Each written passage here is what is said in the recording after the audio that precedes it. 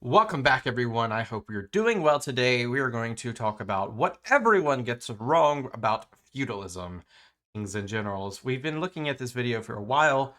Now we're going to watch it. So glad you're here. Hit that like button. Let's jump right in. Most people, whether fans of history or not, will have come into contact with the concept of feudalism in one way or another, and will have heard terms such as feudalism, vassals, and lords used to describe the legal and social structures that made up the period known as the Middle Ages.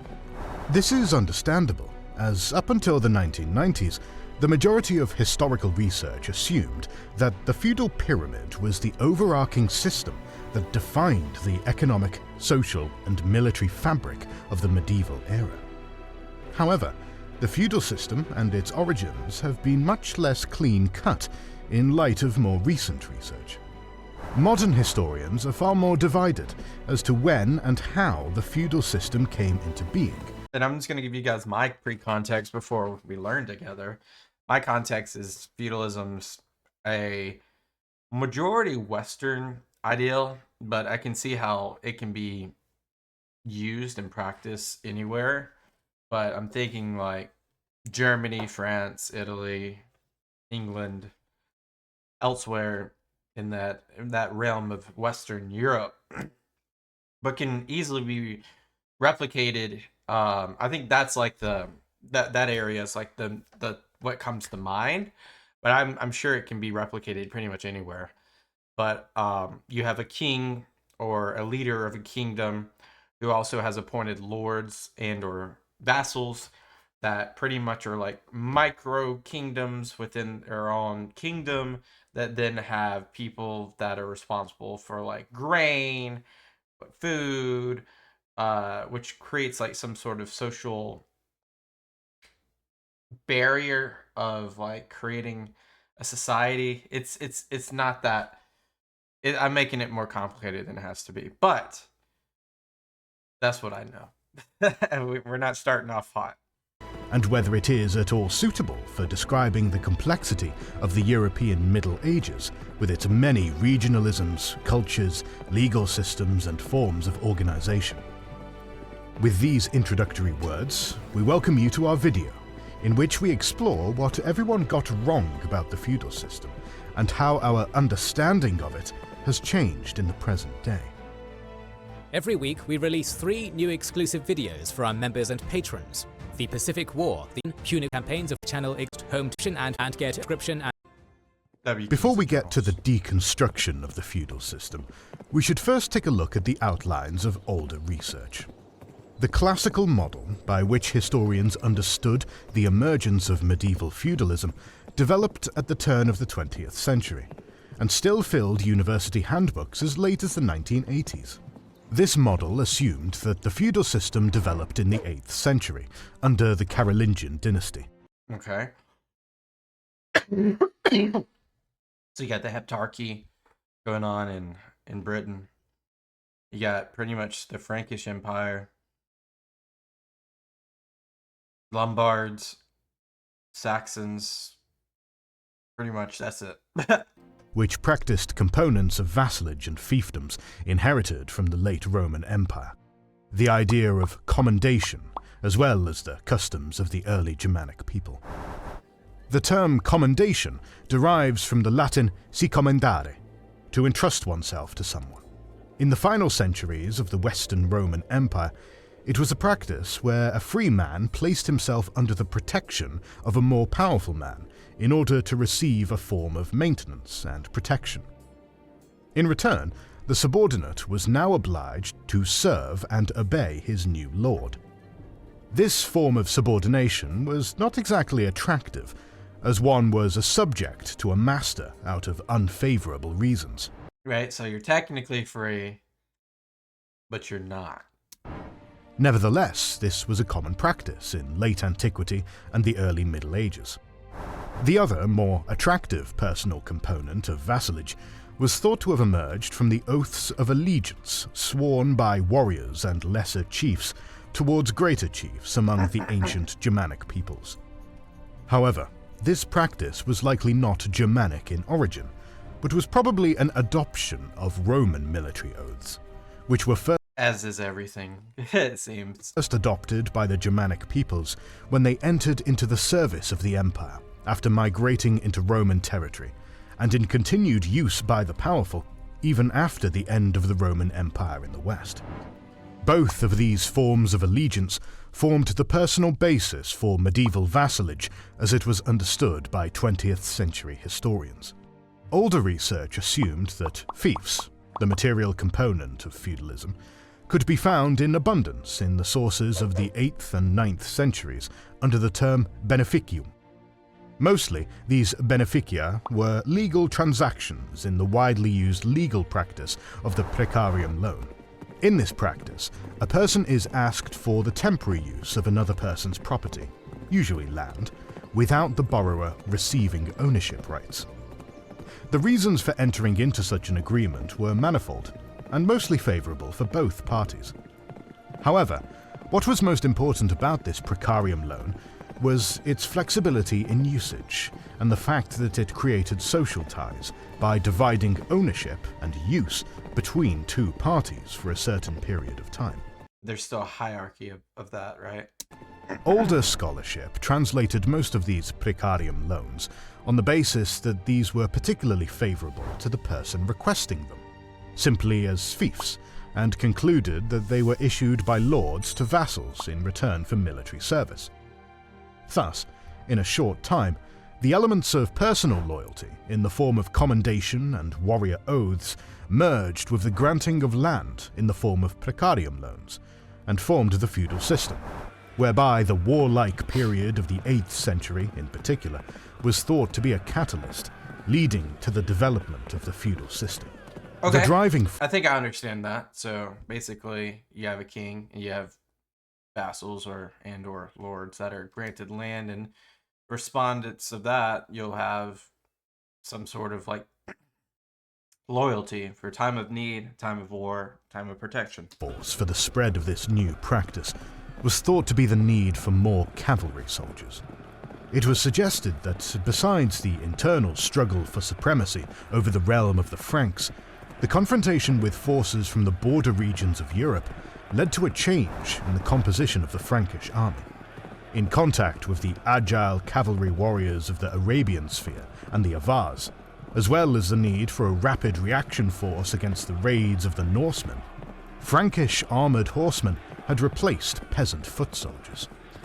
So basically, they're becoming knights. As the more expensive and time-consuming equestrian service required greater material resources than that of a foot soldier, the horsemen needed to be financially equipped.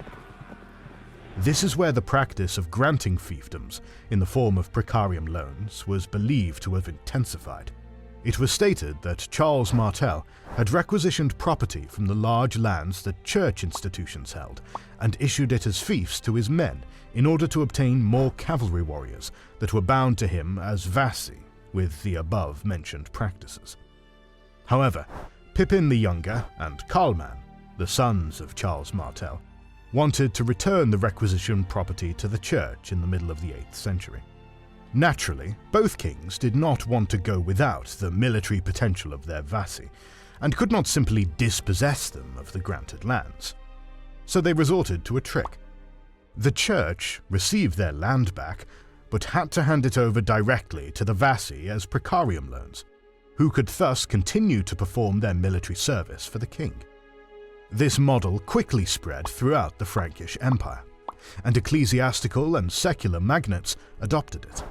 From their own property, or from land that they themselves had received as a fiefdom from the king, they gave land to their subordinates as a sub-fief. Furthermore, it was also thought that many officers, such as bishoprics, dukes, and counts, were bound to the king in this way as vassals. Thus, early medieval society under the Carolingians was believed to have become a feudal society, shaped by a straightforward system that was based on land grants for personal loyalty between lords and vassals. As control over land was the central resource in the early Middle Ages, it was thought that besides military organization, Politics and the economy developed alongside the lines of the feudal system. Let me know if I'm getting this right. So basically, the king actually is control over the church in this sense, or is there like a bilateral like relationship there? Because it seems that it's the former, where bishops and whomever are they. Is this trying to figure out when the Pope comes into this? Because then there's like more of even ground between the Pope and the kings.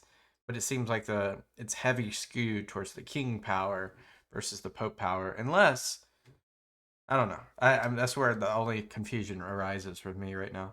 Over time, the hereditary nature of the fiefs developed, so that the king's access to the landed property of the nobility, and thus the royal power, dwindled. The feudal system mutated. The monograph Fiefs and Vassals, the Medieval Evidence Reinterpreted, by British historian Susan Reynolds, released in 1994, presented a particular turning point for this model of the social structure of the early Middle Ages, and thus the subsequent development of the medieval epoch. Reynolds' critique mostly pointed out that research up to this point had often interpreted and translated terms found in the early medieval sources in a too narrow view. She rightly noted that words such as vassal or fief are not as commonplace in the sources as they are made out to be. Moreover, when they do appear, they do not automatically have to be read in the model of the feudal system, especially not in the context of a lord-vassal relationship that is mostly based on military service. Yet, older research did exactly that, and was thus very intentional and one-sided with the translation of source terms. As already mentioned, terms such as vassi and beneficia can be found in the charters originating in the Frankish world from the 6th century onwards. However, Susan Reynolds showed that these terms were rarely as unambiguous in the early Middle Ages as older research depicted them. Only on rare occasions. So, like, I mean, this could just be either anecdotal example, or it could be more about regional from local to regional. But I'm guessing, like, towards, like, for example, Paris or pre-Paris, you would have more of the classical model, and maybe in the more rural areas of the Frankish Empire, you might have a hybrid between the newer model and maybe like a post-Roman model, or a tribal / Frankish model. Were the charters of the time precise in the terminology and usage? Thus, the interpretation as a lord and vassal relationship who exchanged loyalty and lands for military service, advice and protection is only in very few cases the most likely. Similarly, a large number of other words such as fidelis, confidante, hominis and militias were liberally interpreted as vassals and thought of directly in the context of feudalism, without taking into account the ambiguity of these terms or the precise background they might have in a charter. In many Explain them. That's what I'm wondering. Like, what would they don't have, like, if they're not directly correlated or related to vassals, what are they? And there's ambiguity, but which we don't know, right? But is it closer related to vassalship, or is it more likely it's not as close? Because we can round up, we can estimate, right? cases, however, the sources distinguish quite clearly between these different terms, and do not depict them in any form of a lord and vassal relationship. Okay. The term beneficium is also far more ambiguous in its use in the sources. It encompasses a range of phenomena and practices corresponding to its basic meaning of a benefice, and could refer to a broad range of land loans or benefiting events. Okay, so that makes sense. Historical research from the 1930s and 40s were not unaware of this, but undertook the step of excluding all beneficia from the peasant rural area of life from their consideration, as these so-called peasant fiefs could not be compared with knightly or vassal fiefdoms. Unsurprisingly, this artificial scientific separation led to a narrowing of the terms, which otherwise would have had a variety of meanings and uses in the early medieval sources. Furthermore, regional developments and local particularities were not really taken into further consideration while interpreting the sources. Thus, the terminology in the sources must be taken seriously in the context of the individual source, because what a vassus provided, and what the beneficium was that was received, is often not as clearly stated as the concept of feudalism makes it out to be. In addition, some of the basic developments... So there's not like contracts, obviously, where you sign and you get this and you get that. There's like understood, maybe? Like maybe traditions that are held up, precedents? that are assumed by older research about the origins of the feudal system are not as strongly proven as they seem, and have since been reconsidered in the wake of Reynolds' studies. To begin with, the assertion of older research that Charles Martel confiscated church property and issued it in exchange for military service is not proven. In fact, there is hardly any evidence for the confiscation of church property on a broad basis from the sources of Charles Martel's time. The fact that Pippin the Younger and his brother Carloman restituted church property under their reign is also not based on a large number of surviving precarium loan contracts, but only on the result of a single synod held in 743 or 744 in Estins. So is that like taking it with a grain of salt, or is that like directing it to be like possibly not fact? Because if there's only one surviving source, maybe you put an asterisk on it, right? But you definitely don't do the opposite, where you just say let's ignore it, because it still is evidence. But I guess in the concept of what we're talking about, there may be lateral evidence to these other events that have happened. Although this synod mentions the connection between military service and precarium loans, it speaks of an impending war for which church property was to equip warriors for a limited period of time. There is no hint that this was a common practice, or that it had the restitution of an already alienated property at its core. Furthermore, the idea that officials such as bishops, counts, and dukes were bound to the king as vassals is one formed on a foundation of sand. Yeah, that's what I was. Okay, so that's making more sense now. During the whole Carolingian period, sources differentiated between vassals of the king and holders of office, the latter often singled out by the officer's terminology. The vassals are strictly separated in enumerations in the sources, and find themselves behind the magnates and holders of office. Newer research suggests that the binding between an office and a corresponding fief only emerged in the 12th and 13th centuries, with the emergence of stronger institutionalization in the proto-state. Thus, bishops, counts, and dukes were not bound to the king as vassals by a hierarchical structure of fiefs, but by other means of loyalty, trust, and consensus within the elite. Okay. To make matters worse, the German historian Roman Deutinger pointed out that he could not make out one single sub-vassal in the sources of the Frankish Empire from the 8th and 9th centuries. As we have demonstrated, the historical reality contained in the early medieval sources was much more diverse than the historical reality reconstructed by older research. So much more diverse, in fact, that the concept of feudalism is unable to capture it.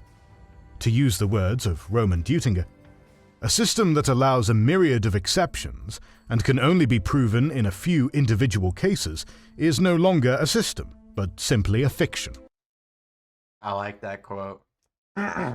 Basically, deconstructing this quote, basically saying that these exceptions that are happening do not make like the exception is basically deconstructing the common phrase like what is it? See, I'm blanking. I'm so good at this. Basically talking about how the exceptions aren't the rule. So the exceptions aren't the system.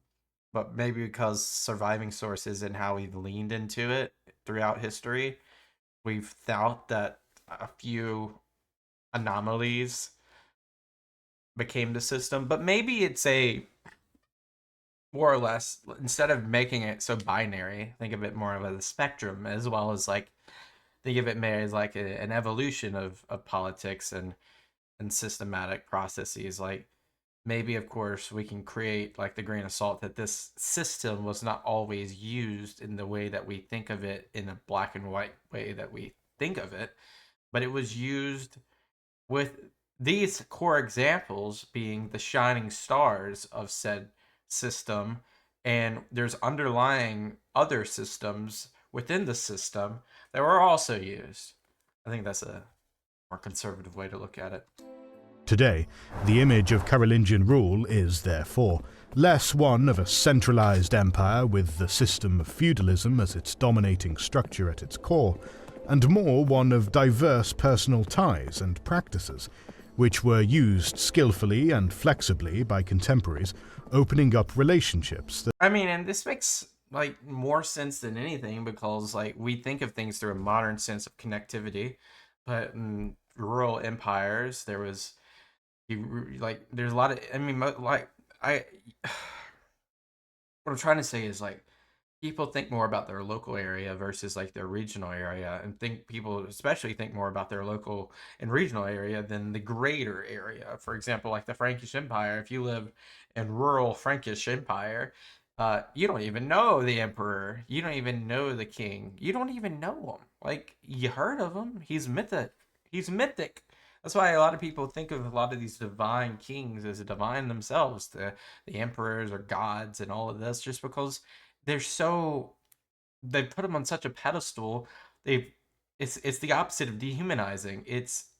Uh it's demigod almost. Like you create like a system that's so far fetched out of your mind that that system's not even represented to you. Your representation is more in a local sense. Maybe there's a local uh I'm not gonna, like the terms are arbitrary, but like anybody, like a lord or somebody within your area that has power, maybe they have uh whether it be military power, economic power, power with the food, whatever, which would be aligned to economic power. I feel like that's what you care about mostly. And but those people that are at the top of that hierarchy might think more regionally, and the people regionally might think more nationally. But the people at the bottom and then upwards, they're only thinking about their next superior, probably. If that. Sometimes they might just be the superior, and you might have these pseudo states within the larger state.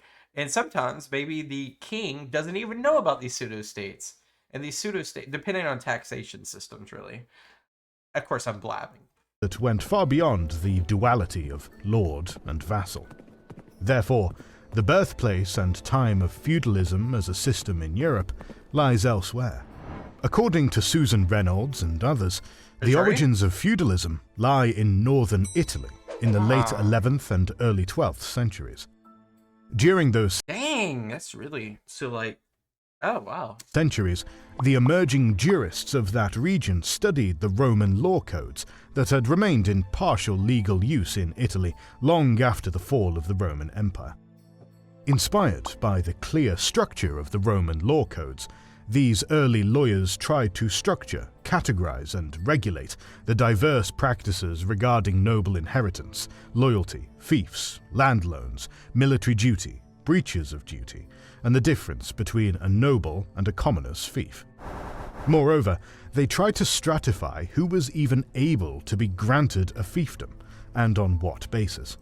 Within these treatises, the legal scholars attempted to make a strong connection between fiefs and vassalage. In doing so, the jurists attempted to break down the diverse legal practices of their own environment, which often gave rise to conflicts, in order to create basic and clear-cut normative principles that would result in regional stability and easier work for them. Within this, the strict categories and terms of vassals and lords and their relationship along the idea of vassalage emerged. Through the increased spread of these texts and the intensified dissemination of written and codified law in Europe in the 12th and 13th centuries, the work of these Italian jurists was more and more used to define what a fief was, thereby separating the concept of a fief from other forms of land loans and practices. Reynolds argues that in the later 16th century, lawyers specializing in feudal law took up these texts in order to explain the medieval world and its ruling mechanisms. Like I said, history is written by the victor, so this is like the shining star, so they're going to use this as the baseline. According to these legal texts.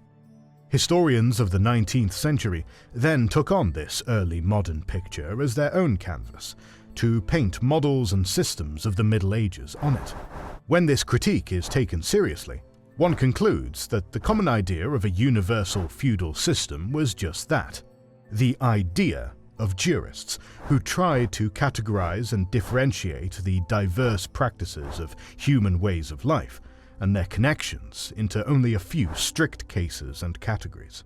Where does this leave historiography with regard to the feudal system? Today, most historians follow Reynolds' critique and thought, with some added nuances of their own. In recent years, historians have suggested using a more source-oriented terminology for the early Middle Ages, in order to move away from the artificial terms and unfitting translations previously used in the research discourse when it comes to fiefs and vassals in the early and high Middle Ages. Furthermore, regional studies on feudalism and its corresponding origins and particularities became a staple in research. In doing so, historians try to grasp the facts and concepts of fiefdoms, vassals, loans, personal relations, and so forth that are definitely present in the sources as close to the sources as possible. After all, the lending of land, offices, sovereignty, and property rights remains a defining phenomenon in medieval European history. More videos about... It's really interesting, though. Like, there's all that gray between the black and white that I think is even more interesting than feudalism itself. And is it a strain of feudalism, or is it not even feudalism at that point?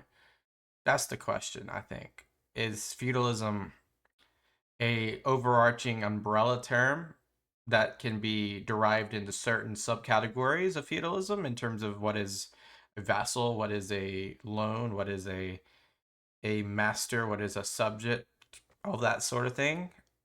Or is it these concepts outside of the realm of feudalism that are looped into feudalism? I don't know. This is an interesting concept that I really haven't thought about myself. So, fun little experimental video. Thank you guys so much for watching. As always, hit that like button. Consider subscribing. I'll see you guys next time. Have a great one. Bye-bye.